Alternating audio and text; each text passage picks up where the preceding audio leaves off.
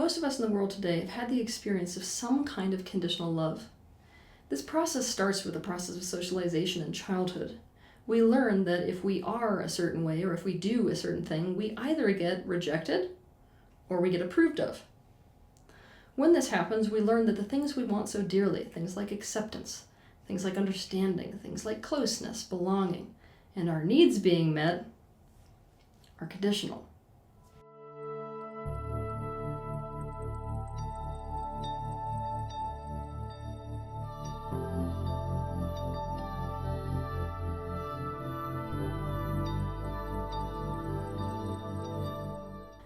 If we are traumatized in some way by this conditionality, then we develop the strong desire for an unconditionality. We develop this strong desire for the things that we need and want. Things like acceptance, things like approval, things like being valued, things like being loved, things like our needs being met. Being completely unconditional. Being given to us no matter what. No matter what we are, no matter what we do, no matter what happens. And no matter how we stay the same or change. To heal is to experience the opposite. This means that people who have suffered as a result of certain aspects of themselves, not being accepted, included, wanted, valued, appreciated, or loved, heal by experiencing those things being appreciated, included, wanted, valued, and loved. But people with this kind of trauma often swing the pendulum from conditionality all the way to unconditionality. And as with any dramatic pendulum swing, there is dysfunctionality that exists at either end of this spectrum. Therefore, when we start to demand unconditionality, we open the door wide for dysfunction. For example, we may create relationships where our expectation is that the other person has no expectations of us and puts no pressure on us whatsoever in the relationship. Or we might get into a relationship with somebody who's genuinely incompatible, but refuse to look at that incompatibility and instead try to make them change whatever is incompatible so that they will like something that they currently, due to their incompatibility, will not like about us. Basically, we try to get somebody who doesn't want something to change their mind and want it instead. Or somebody who doesn't value something to change their mind and value it instead. Or we try to create relationships where we set up the dynamic where no matter what we do, we expect the other person to feel good towards us and to appreciate us. And I mean no matter what we do and don't do. And this can escalate all the way to straight up abuse. It can escalate all the way into a pattern where you actually only feel loved when the other person takes pain for your sake. How unconditional. The expectation of unconditionality can lead you down a very, very dark road in relationships. To understand this in a more in-depth way, you can watch my videos titled The Truth and the Myth of Unconditional Love and The Suffer So I Can Feel Loved Relationship Dynamic. We can sum up this desire to be accepted, to be valued, to be wanted, to be appreciated, and whatever else down to, I want to be loved no matter what. What we mean when we say, I want to be loved no matter what, is really, I want to be wanted no matter what. And when this is the case, you have to ask yourself a very important question. Two, actually. What is the me that I need people to want? And what about me do I need someone to want? This is the question we need to ask ourselves if we hope to heal from conditionality. What this question will reveal is the aspect or the part of you that was rejected, the part of you that was not valued, the part of you whose needs were not met, the part of you that was disapproved of, right? The part of you that was pushed away, the part of you that is so desperate for this, no matter what. And from there, you can go about the process of integrating and healing that aspect of you so that you can kind of grasp more how this goes. I've got a couple examples for you. 1. Bo grew up in a very large family on a working farm. Bo's parents conceived their children with the literal mindset that their children would be helping hands on the farm. That's why they continued having children, is because they wanted more help on the farm. So what did this do for Bo? It set up a dynamic where Bo feels like what he is has no value. It's only what he does that has value. Now in his adult life, he keeps finding himself in relationships with women where he's completely convinced that the only reason they value him at all is because of what he does for them. Beau is terrified that if he stops doing things for these women in his life, that they will leave. Okay, so what this does is it sets up a dynamic where Beau bait and switches women. He enters into relationships with women on the foot of, I'm going to do everything for you. He fixes anything in their house that needs fixing. He takes care of anything they need done. He spends the initial part of the relationship being completely active and in service to her needs, even before she has to ask. But then, when these women commit to him, suddenly he starts to become worried. What if the only reason that she's with me is because of what I'm doing for her? When this happens, the pain of his own childhood comes to the surface and he begins to test women. When he does this, he picks something that he routinely does for her and he just doesn't do it. Now, when she reacts negatively, what Beau makes this mean is, my worst fears are confirmed.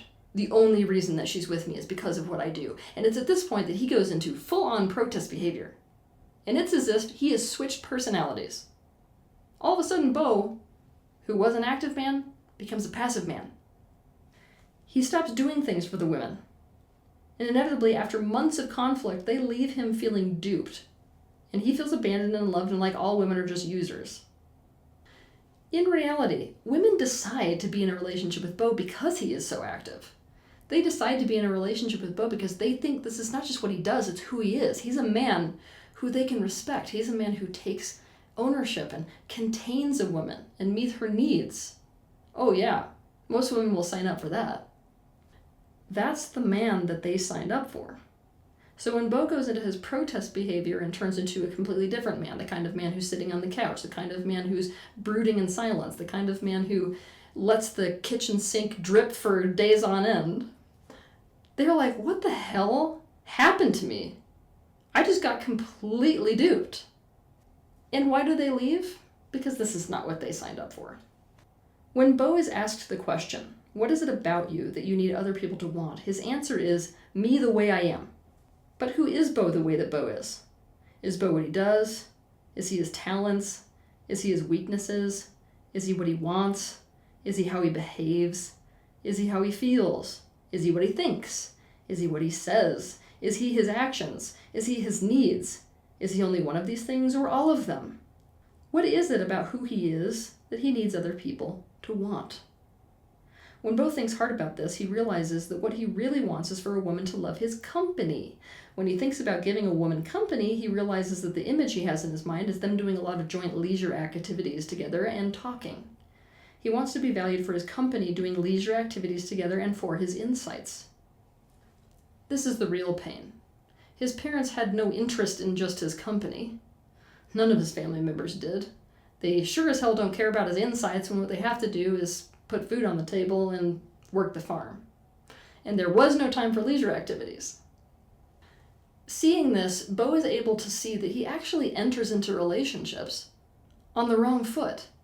He's advertising something different than what he actually wants to provide in a relationship. And he definitely is advertising the part of him that he really doesn't need a person to love, and he's hiding the part of him he does need loved. As a result of this realization, he says, wait a minute. There's no way I'm going to find a compatible woman to what I'm actually wanting somebody to like me for if that's not the foot I'm entering into relationships on. It's like me going to a used car salesman, asking him for one car, and he gives me a completely different car, and then being angry that I'm angry. Ha! Now I feel guilty. Now Beau behaves in a way that indicates to women that he loves leisure time and quality time. He engages in deep conversation with women rather than fixing her kitchen sink. He invites women to leisure activities like watching a movie rather than offering to help her in some way. Beau has now been in a 3-year relationship. In that relationship, what the both of them agree upon is that they care about and prioritize quality time together and leisure activities above pretty much anything else. As a result, Beau is not only happy, but he feels more loved than he ever has in his life. 2. Charlotte grew up in a culture that expects little girls and women to keep sweet. When Charlotte was anything but sweet, she was immediately reprimanded. As a result, she had to suppress, deny, and disown her negative emotions, especially her anger. The thing is that when you suppress your anger, oftentimes it doesn't completely go away. You're just hiding it from the world. So Charlotte spent the better part of her life feeling like something was seriously bad and wrong with her because she couldn't just be like all the other women in her culture and her society that seemed to just be easygoing and happy no matter what happened. Charlotte keeps ending up in relationships with people in the workplace and in her family still, and friends and romantic partners that have a big issue with negativity. They won't tolerate it within her at all. When Charlotte is asked the question, what is the you that you need other people to want? Or what is it about you that you need other people to want? Charlotte realizes it is the real truth of how she feels in any given moment that she needs other people to want. Charlotte decides that she is still in resistance to her own emotional truth. Because Charlotte realizes that she's actually in resistance to her own emotional truth or her personal truth in any given moment, she decides that she's going to do parts work. Specifically, she does it with the part of her that knows and can express how she feels in any given moment, and the part of her to the opposite that doesn't want her to know or express how she feels. That's the protector. That's the one that's keeping her safe. As a result of this parts work, she was able to get both parts on board with this. Number one, always knowing what her personal truth is, but number two, expressing that truth in a way that's still considerate of other people's feelings. Both parts said yes to that. In order to find people who would want the truth of how she feels, Charlotte signed up for an acting class that promised to help aspiring actors to tap into their own emotional depth. In that class, she made friends with Jane. Charlotte and Jane are now roommates. Charlotte feels safe with Jane because Jane always tells Charlotte exactly how she feels. There's never any guesswork. And Jane encourages Charlotte to get mad and to cry and to tell the unsavory truth. As a result, Charlotte's relationship with her own personal truth is healing. She is becoming much more authentic as a person, and she feels more lovable. As a little side note, it's important to know that when we get into relationships, we usually do so on a false foot. Because this process of socialization tells us that we're not going to be loved if we put a certain aspect of ourselves forward, then we hide it when we go into relationships in the future.